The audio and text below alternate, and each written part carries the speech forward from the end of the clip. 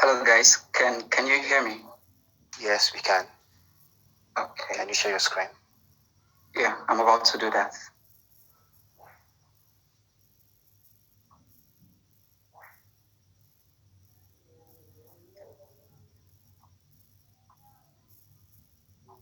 Okay. Can you see my screen now? Yeah. We can see it.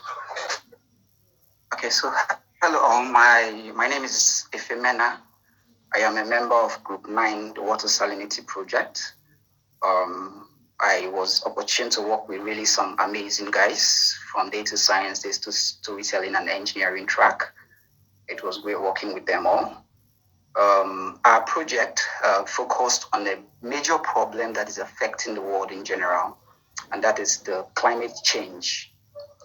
These climate change issues affect both humans as well as it does aquatic life, and that is why our project seeks to address the issue of water salinity, that is the level of saltiness of the sea.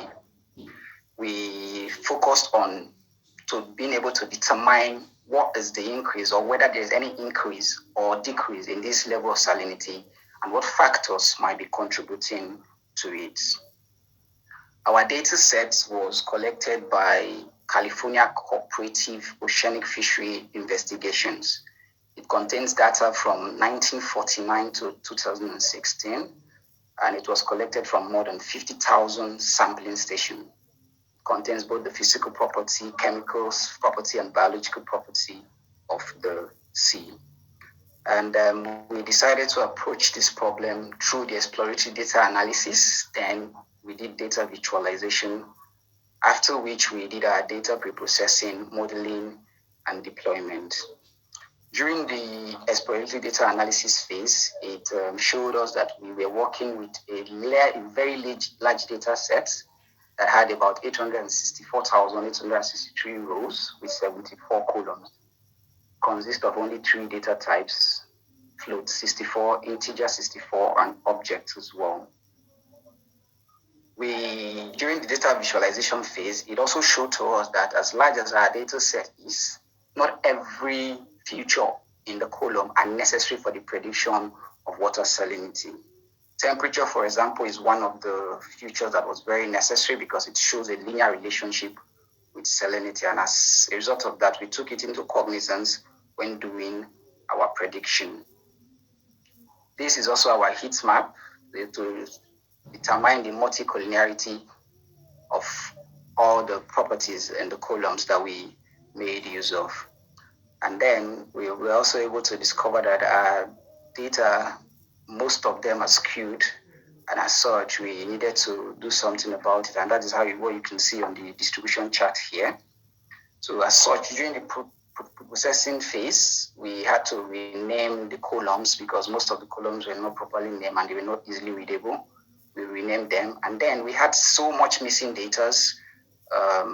As a result of that, we had to drop missing data that had 70% missing values.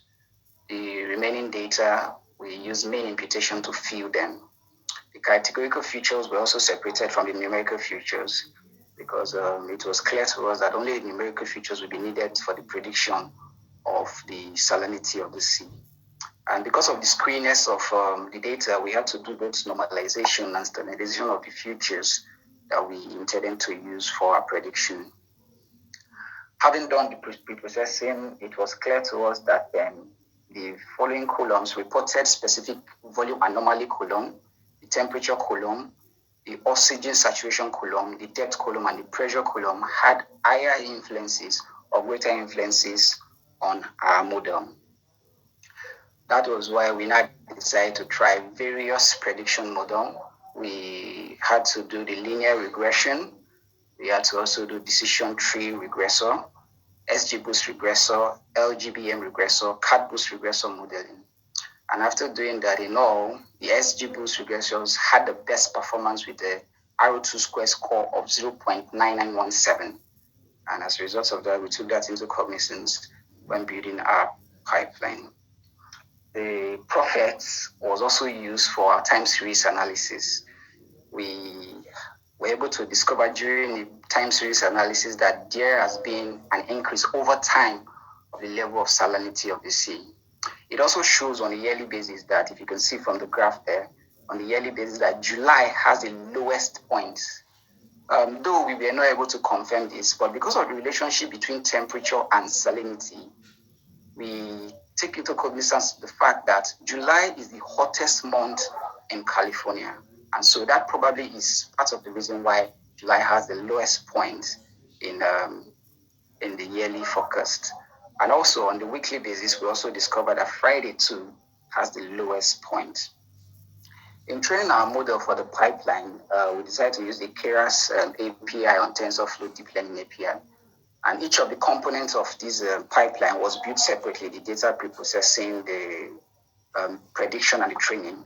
But we are unable to get a graphical representation of the running pipeline because of the fact that only the GCP free tier was available to us. But the components for these models are available on the model folder in our GitHub repo for you to take a look at. So finally, only a few features, we are able to discover that only a few features from our large data set is needed to predict water salinity accurately. And the time series also shows that there's an increase over time.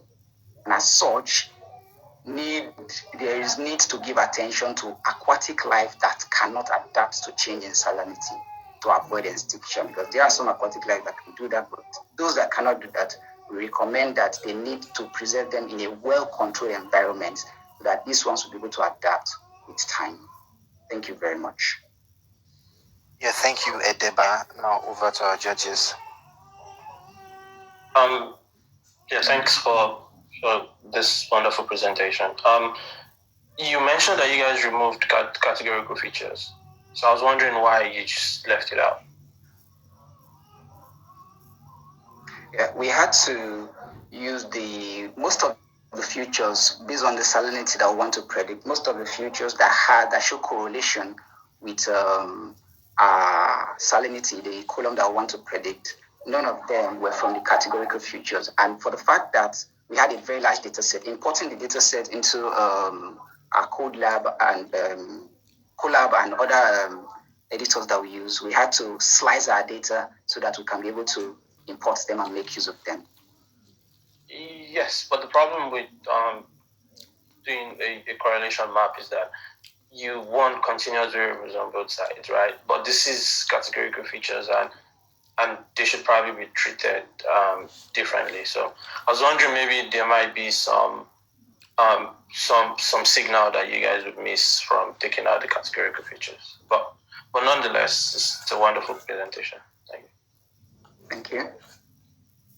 Yeah, I think I agree with you on that. So just to key in on that, you never consider doing any principal component analysis to know, like, okay, this is a derived value, we don't need it.